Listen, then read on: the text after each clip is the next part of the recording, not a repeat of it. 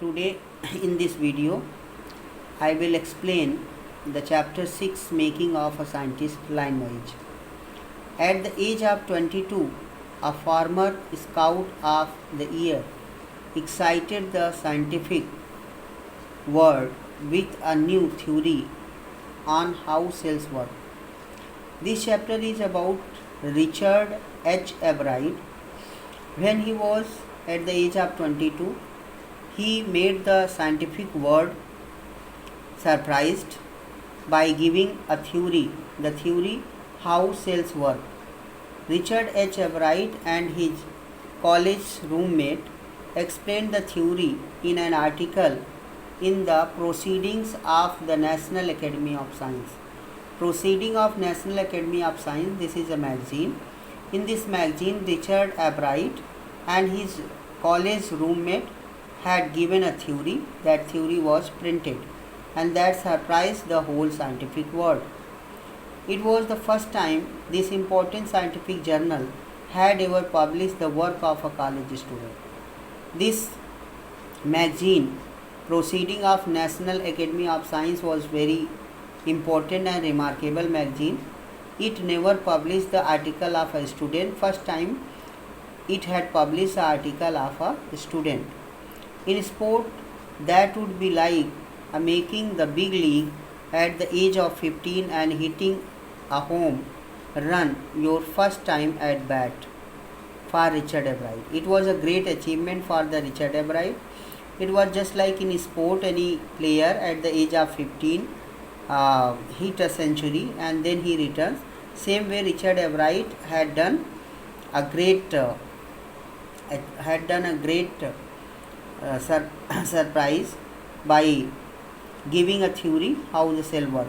It was the first time in a long string of achievement in science and other field, and it all started with butterflies. Richard Abride started his experiment with the butterflies.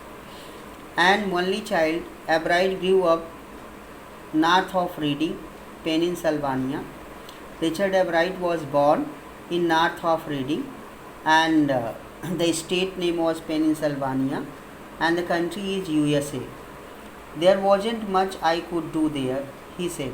He said that this north of Reading is a place where there was much cold, so he could not do much there.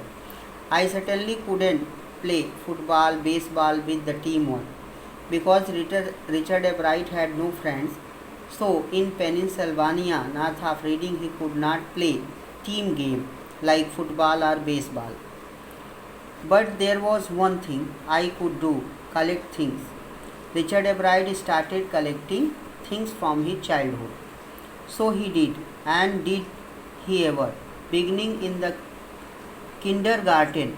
Kindergarten means KG. Abride collected butterflies with the same determination that has marked all his activities. When Richard Abride was only in KG, kindergarten, he collected butterflies. It shows the determination of Richard Abride. He also collected rocks, fossils, coins. Richard Abride also loved to collect rocks, fossils and coins. He became an eager astronomer too, and sometimes stargazing all night. Richard Abride had great interest in astronomy. He used to gaze attentively towards the stars up to whole night. From the first, he had driving curiosity along with a bright mind. When he was in class first, his mind was full of curiosity. Curiosity means eagerness, and he has a very bright mind. He was a very good student. He also had a mother who encouraged his interest in learning, and the mother of Richard Abride was very helpful for him, and she always encouraged him to do experiment and to learn more and more. She took him on trips, bought him telescope, microscope, cameras, mounting materials and other equipment, helped him in many ways. His mother was very helpful for Richard Abride in his studies and in doing experiment, and his mother had brought for Richard Abride telescope, microscope, cameras, other mounting materials when only he was a little boy. I was his only companion until he started school. And his mother said, his mother had no anyone else. Her husband was already dead, the father of Richard Ebright, and so Richard Ebright was only companion of his mother. After that, I would bring home friends for him, but at night we just did things together. Richie was my whole life after his father died when Richie was in third grade. Here, the mother of Richard Ebright is telling that the father of Richard Ebright was dead when Richard Ebright was only in class third. She and her son spent almost every evening at the dining room table. Mother and Richard Ebright both used to spend the evening by taking food in the dining table. If he didn't have things to do, I found the work for him, not physical work but learning things. His mother said he liked it, he wanted to learn. The mother of Richard Ebright was very helpful for Richard Ebright. She used to bring some works for Richard Ebright.